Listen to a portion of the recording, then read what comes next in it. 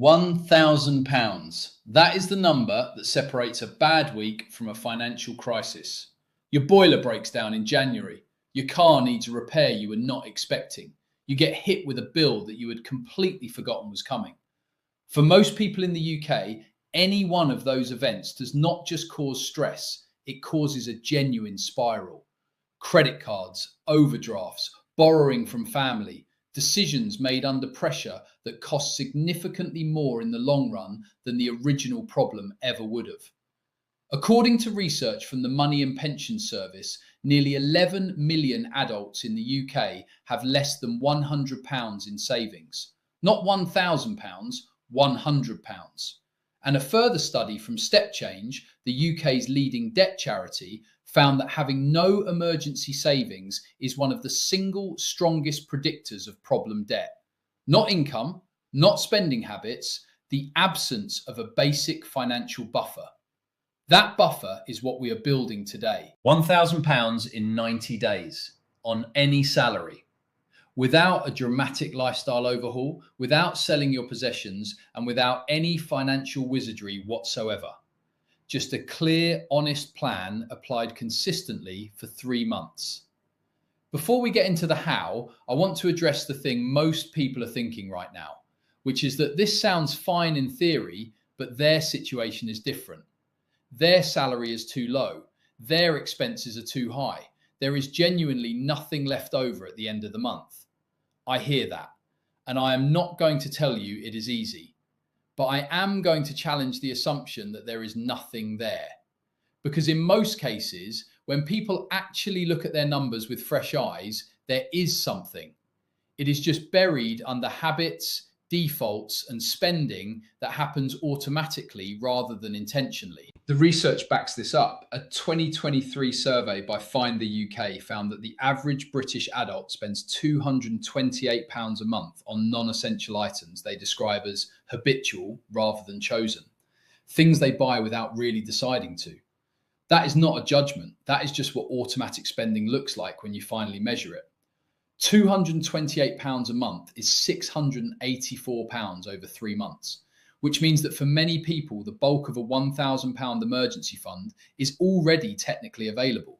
It just needs to be redirected. So let's talk about exactly how to do that. The first thing I would do is separate the target into monthly chunks. £1,000 in 90 days is roughly £333 per month, or about £77 per week. When you frame it that way, it starts to feel significantly more achievable than the lump sum version. The second thing I would do is open a dedicated savings account that is separate from your current account and name it something specific. Emergency fund, not savings, not spare cash, emergency fund. This sounds trivial, but the research on savings behavior consistently shows that labeled accounts with specific purposes outperform general savings pots by a significant margin. The Money Advice Service found that people with named savings goals are 3 times more likely to reach them than people saving into a general account.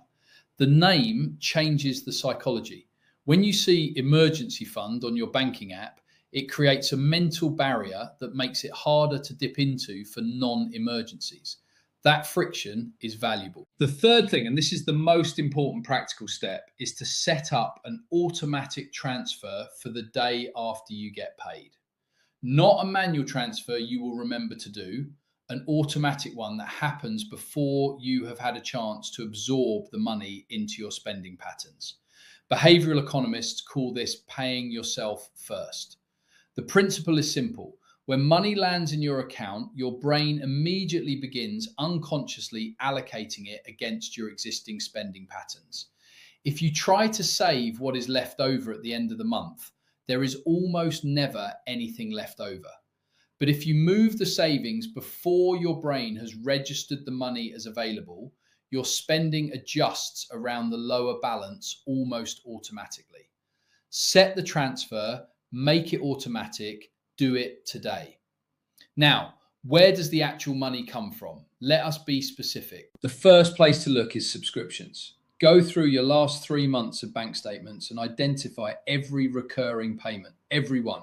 streaming services, gym memberships, apps, cloud storage, food boxes, magazines, software. Cancel anything you have not actively used in the past 30 days. For the average UK adult, this releases between £40 and £80 per month immediately with zero impact on daily life. The second place is food, not by eating worse, by eating more intentionally. The difference between a household that meal plans and shops to a list and one that buys reactively and supplements with delivery is typically between £150 and £300 per month on identical budgets. Batch cooking 1 or 2 days a week, reducing waste and cutting delivery orders from twice a week to once every 2 weeks will move your numbers significantly without requiring you to give up anything you genuinely value. The third place is energy and bills. If you have not switched energy tariff in the last 12 months, you are almost certainly not on the best available rate. The same applies to broadband, mobile, and insurance. Comparison sites make this straightforward and the savings can be substantial. Uswitch estimates the average UK household could save around £300 a year just by switching energy provider. That is £75 over a 90-day period for a single phone call. The fourth place is income rather than spending. A 90-day push is a finite, manageable commitment. That makes it worth considering whether there is anything you could do in that period to bring in additional money. Selling unused items around the house, a few extra shifts, a small freelance project, 1 weekend of additional effort. For a temporary target with a clear end date, most people can find ways to accelerate progress that would not be sustainable long term. Let me put some real numbers together. Cancelled subscriptions, £60 per month. Reduced food spending, £100 per month. Energy and bills switch, £25 per month. Reduced delivery orders, £60 per month. One additional income source over 90 days, £150 total. That is £245 per month from spending changes plus £50 per month equivalent from the one-off income. £295 per month. £885 over 90 days. Add in whatever your current savings rate already is, and you are at or beyond £1,000. That is a realistic, specific, achievable plan for most UK salaries. Not all, but most. Now I want to address the people for whom even this genuinely does not work, because they exist and they deserve an honest answer rather than a motivational speech. If your income genuinely does not cover your essential outgoings, the emergency fund conversation is secondary. The primary conversation is income, either through benefits you may be entitled to and not claiming, or through additional work, or through a conversation with a debt charity like Step Change, who can help you restructure what you owe in a way that creates breathing room. The Money and Pension Service offers free, genuinely impartial money guidance, not advice trying to sell you something, guidance from people whose only job is to help you understand your options. If your numbers genuinely do not add up right now, that is where I would start. But for everyone else, the plan is straightforward.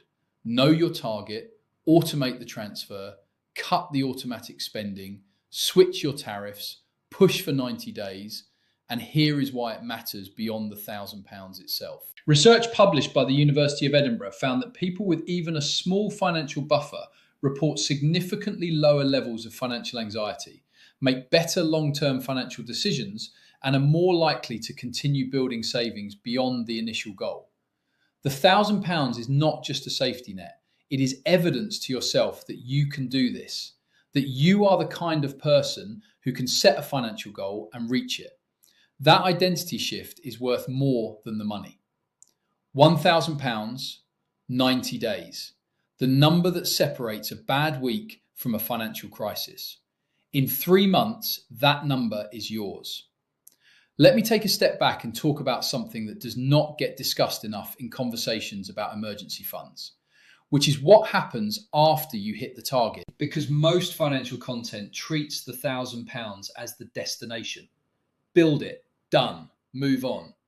But the £1,000 is actually the beginning of something much more significant.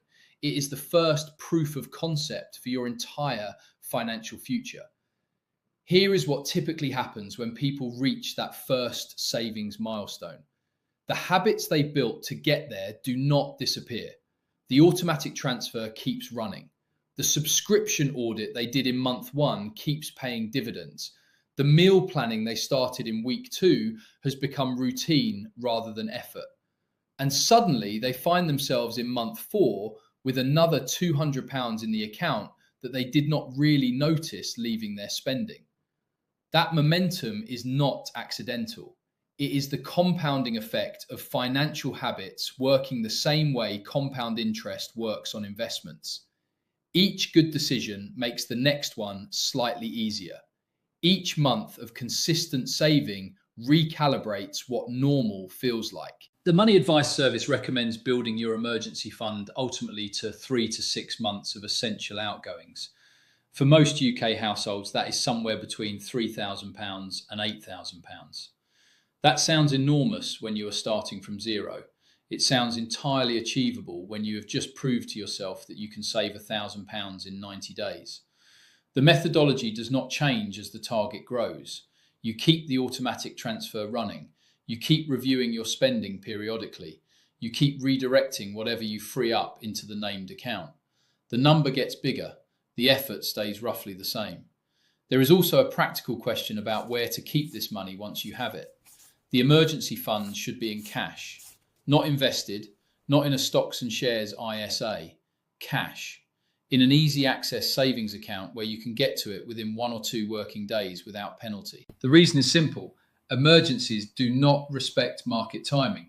If your boiler breaks in February and your emergency fund is invested in a global index tracker that happens to be down 15% that month, you are either selling at a loss or you are borrowing the money anyway. The whole point of the emergency fund is certainty of access and certainty of value. Cash gives you both. The good news is that easy access savings rates in the UK have improved significantly in recent years. Shopping around on comparison sites will find you accounts currently paying between 4 and 5% on easy access cash. That is not going to make you wealthy, but it will keep pace with inflation reasonably well while your money sits there waiting to do its job. Marcus, Chip, Monzo, and a number of building societies currently offer competitive easy access rates. Check the current best buy tables on Money Saving Expert before you open anything, because rates move frequently and the difference between the best and worst easy access accounts can be several percentage points. One final thing, the 90-day framing matters psychologically, and I want to explain why. Human beings are significantly better at sustaining effort when there is a clear and finite endpoint in sight. Open-ended commitments, save more, spend less, be better with money, tend to fail because the brain cannot properly visualize the finish line. 90 days is specific. It fits inside a single season. You can count it on a calendar. You can mark the date. When the 90 days are up, stop and acknowledge what you have done. Not because the work is finished, but because recognition of progress is one of the most powerful motivators for continuing. The researchers Teresa Amabile and Stephen Kramer, in their study of what drives human motivation at work, found that the single biggest driver of sustained effort is the perception of making progress toward a meaningful goal. Seeing your emergency fund grow week by week is exactly that kind of progress. Mark the date, set the automatic transfer, check the balance every Sunday for 90 days. Watch the number grow. £1,000, 90 days, the number that separates a bad week from a financial crisis. In 3 months, that number is yours.